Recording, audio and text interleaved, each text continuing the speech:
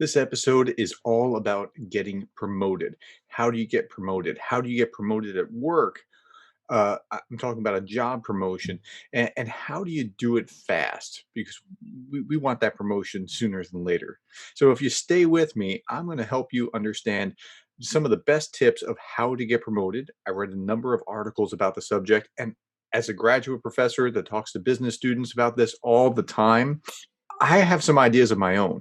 So stay with me if you want a promotion too. In a world of incompetent bosses, micromanagers, and petty tyrants, you are listening to The Leadersmith. Now, here is your host, Darren Gertis. Okay, so we're going to talk about how to get promoted. I read a number of articles. I talk about this with my students all the time. I have some insights of my own. And if you listen all the way through, I'm going to give you a really great piece of advice. We got somebody promoted to CEO. So stay with me all the way through the episode and you'll understand how to get promoted. Okay, so I read a number of articles. Probably the best one was from Glassdoor, 8 Habits of Employees That Get Promoted. And I'm going to go over that right now. This is by Jessica Thiefels. Okay, so the first bit of advice was one, set and communicate clear goals. So that's important because sometimes we have this idea if you just keep your head down and you do your work, that the universe is going to be fair to you and you'll get that promotion that you want. Well, your boss might not know that you want a promotion. Your boss might not even see that you're working. So you need to talk to your boss. So have a conversation with your boss immediately about, hey, look, boss, I have a whatever your reasons are, family, I have goals, I have ambitions, whatever it is. But I know that that's not enough to get me a promotion. Tell me what it would take to get a promotion, how long it would take, what criterion I need to meet. Have that conversation. And if your boss is worth his salt, he's going to help you. He's going to become your cheerleader. He's going to want to walk you through the process and he's going to help you grow. That's the job of a leader, is to help you grow. And he's going to be in your corner if you have this conversation. But if you don't have this conversation, you're kind of on your own and you're just kind of crossing your fingers. So have the conversation with your boss. And in that conversation, talk to your boss about what it would take and not why you feel like you deserve X number of dollars more per hour. Okay, number two, be a team player. So the idea here is that you want to be collaborative. You want to be working with everybody, show that you're of value and that you're always willing to do what it takes.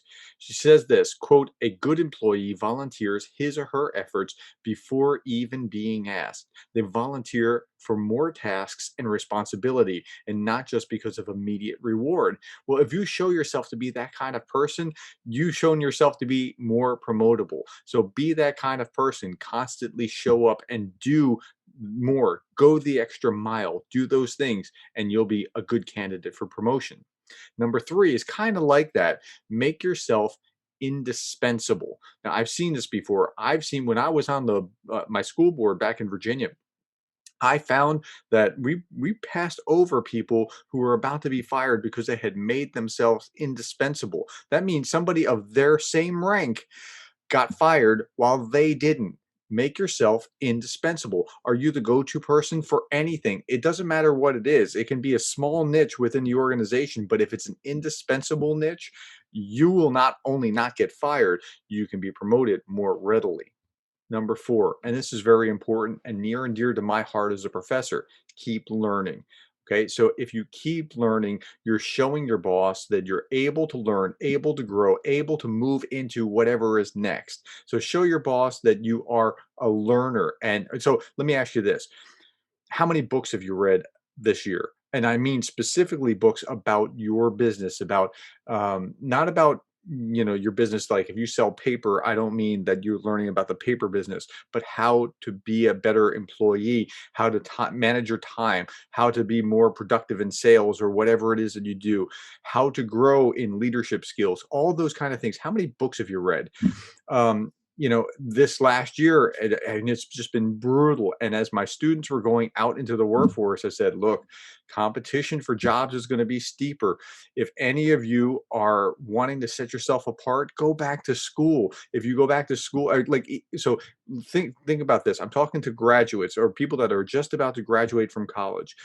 Set yourself apart. If you start a graduate program right now, even if you're only one course deep, and you are compared against somebody who is just like you, just freshly minted, and you have the exact same skills, but you have started a graduate program, you have just set yourself apart. So you might need to go back to school to add more skills. That's good. Keep learning whatever it is, however you're planning on doing it, whether it's by yourself, going back to school, taking webinars, taking on more initiatives at work, seizing projects that you can learn and grow and become more in. That's the way that you're going to do it. Keep learning and seize the initiative to grow. And when your boss sees you doing that, he's going to think, there's something different about this guy than that one over there that's in the break room too often. Number five, document your success. So, what do we mean by document your success? Well, make sure you keep track of the things that you're doing that are promotable or promotion worthy. Make sure that you're building, the author says, a portfolio throughout the year. Okay, that's a good idea. But even better is to keep your boss abreast of those things that you're doing on behalf of the organization all the time.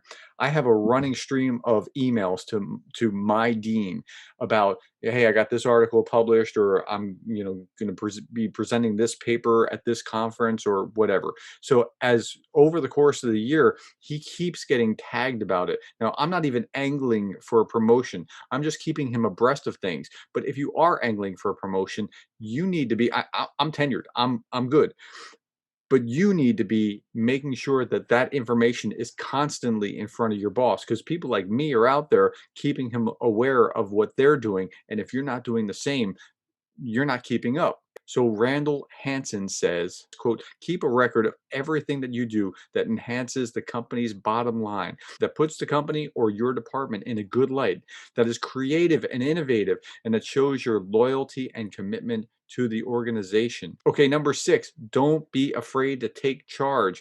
Now, this is getting into my sweet spot, which is leadership. That's what this podcast is all about, is leadership. So you need to show that you can step up. Like you're being paid at a certain level because we think you can do this particular result. To get that promotion, you have to show that you can get to the next level. And that may very well be a managerial role and something which requires leadership skill. So management requires something different than leadership. Management is going to require you to be efficient with things, and your boss is going to want to see that. But you have to be a leader, and if you're going to get anything done through people, that's the definition of leadership, right? So if you're going to be a leader, you have to show that you can work well with people, that you can play nice, that you're not abrasive, that you're not going to be a jerk, that you're not going to use them and spit them out, but you're going to actually get efficient result again and again and again. And you're going to get that because you treat people well. So you have to display that you're trustworthy, that you're decisive, that you're confident, that you understand how people work, and you have to think like, how are people going to receive the way that you treat them? How are they going to receive that? How are they going to process how you treat them? Are they going to respond well? Groom yourself to be a leader. And by the way, if you want to read some of the best books about leadership, I'm going to put a link to a list of these books below. Okay. Number seven, network with the right people. Now, I like this one and I don't like this one. I like this one because I'm the education director for a local networking group. So I understand networking. I like networking. But I also don't like it because sometimes people that just network get ahead, where people who are working hard or doing the right things and don't network quite as much don't. So I don't like the injustice of that. But if you want to get ahead faster, network. It's proven again and again and again. Network. Get to know more people inside your department, outside your department, outside the organization. The greater your network, the greater your chance is that you're going to be promoted because you have expanded your reach. Okay, number eight, be an engaged employee. Okay, that means that you're there whenever things happen. You show up. You show up on time. You show up and play hard. You show up.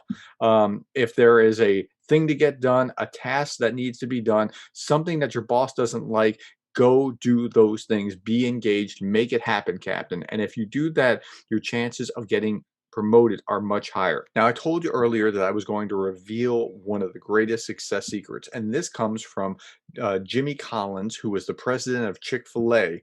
He wrote a book called Creative Followership. It's an awesome book, and he actually, at Chick-fil-A, they distribute this to new employees, creative followership, so that they can learn how to lead and how to get promoted. When you say followership, no, no, I want leadership.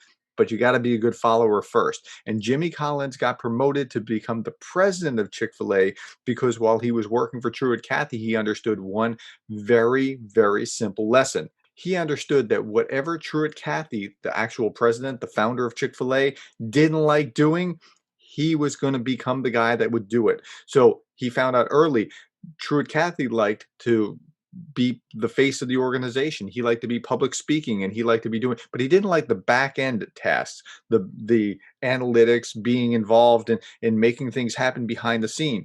So Collins decided that he was going to become indispensable to Truett Cathy. And he did that by doing those tasks that Truett Cathy didn't like, and he became the president after Cathy. So that might be your path to getting promoted. Do those things that the boss doesn't really like doing, and you'll be invaluable. Okay, so this brings me to the quotation for contemplation for today. It comes from Woody Allen, who said that 80% of success is showing up. Now, I don't know if it's 80% or something less, but his point is taken. You have to show up to be successful. Show up and do well. Show up. Now, imagine the opposite of that. How successful, how promotable are you going to be if you don't show up? Just show up. Okay, so hey, listen, I hope that helps you become the kind of leader that you would want to follow, to become the kind of person that is promotable. Now, I might have missed something. Tell me in the comments below what else I missed, how else you could become promoted sooner, and what it is that will make you a promotable person. Hey, I hope you enjoyed this episode. Thanks for your time. I appreciate it.